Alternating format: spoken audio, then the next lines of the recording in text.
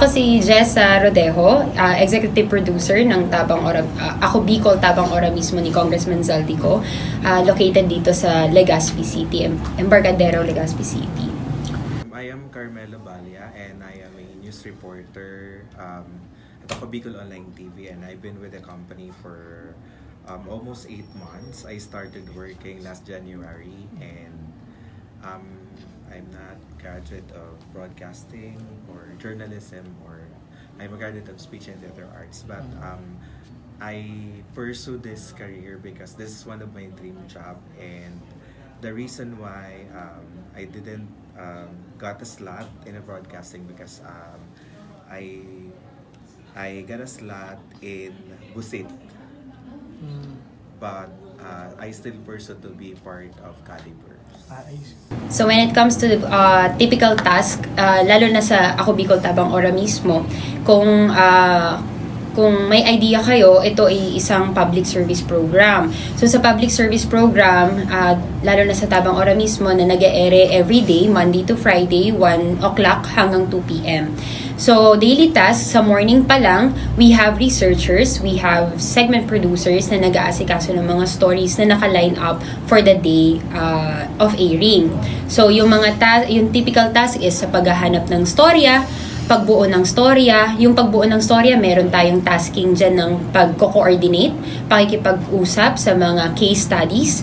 And once na makuha yung buong storya sa case study, o ito yung sinasabi natin, o ito yung kilala natin mga complainants, may mga kanya-kanya kasi sila mga concerns. So once na mabuo natin yung concerns nila at matanggap natin kung ano yung buong storya nila, i-consider natin kung ano yung mga possible na So according to Ma'am Jess, ako Bicol Online TV, Tabang Mismo is a public service program from Monday to Friday, starting of 1 to 2 p.m. in the afternoon. So the researchers and segment producers who's under control of the gathered data of stories such as complaints and such were they compiled and lined up for the day of airing. After receiving the concerns of the complainants, we will consider possible outcomes such as looking for specific actions that is needed based upon the concerns. And lastly, we will talk to the respondents, or what they call mga nirereklamo, where we will find specific government offices that can help or solve the problem, and that is what we call fieldworks.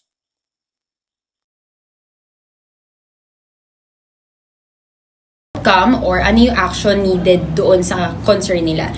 So the typical tasks that need to be accomplished Carmelo Barrio stated that night before, they should prepare at least 2 news, and much better if it exceeds than 2 news or more. It is a must that they needed to recheck everything, most especially in the graphics. In addition of what Sir Carmelo Barrio stated, that it is important to learn the processing every stages in order to avoid flaws, since a single mistake will be a great difference. our daily basis to keep... Well, dito sa Action Ko, Inc., meron tayong Tabang Mismo program. So sa Tabang Mismo program, ito nga yung sinabi ko kanina, na public service program siya. So meron tayong mga segments na ino-offer dito sa program na to, which is Tabang Legal. Ito yung mga ang considered na tabang legal cases is yung reklamo sa empleyadong abusado, reklamo ng mga OFW na naaapi sa ibang bansa, and may mga actually barangayan cases din. Ito yung mga typical na away barangay, kabit story, 'di ba? May mga aware naman siguro.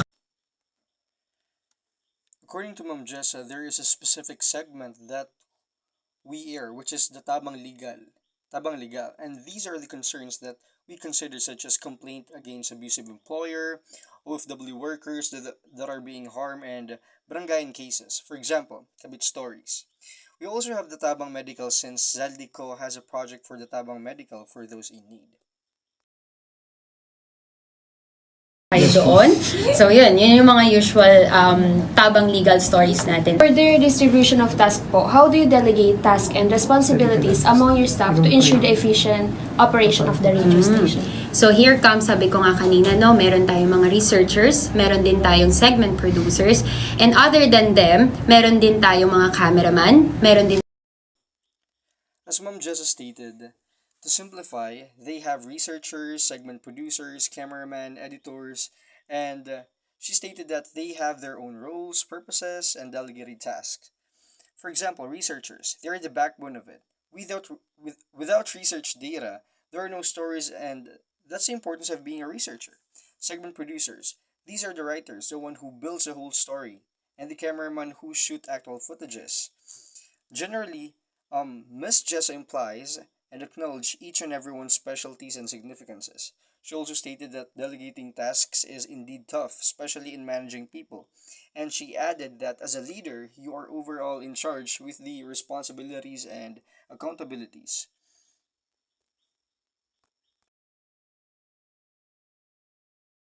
Tayong editors.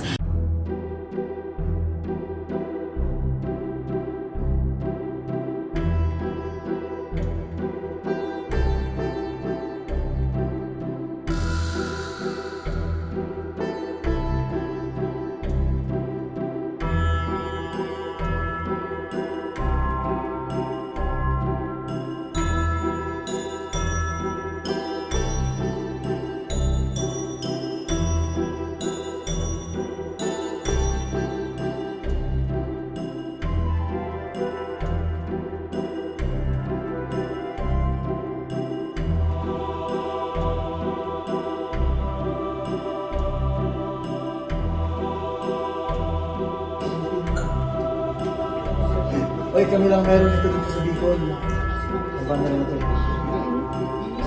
Wala na po sa Ibig sabihin, hindi po namin makakalimutan ang tulong na dinala ninyo dito sa Dubai.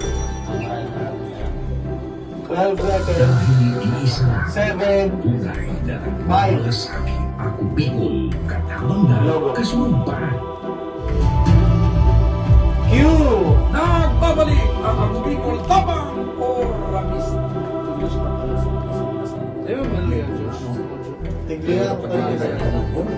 Balikan muli natin ang action call center sa NCR. Makakausap natin si Susan Lirit, ang misis ni Estelito Lirit na may kinakarap na stage 5 chronic kidney disease. Pagpadabang man tumiinang kanya Fransya, dalay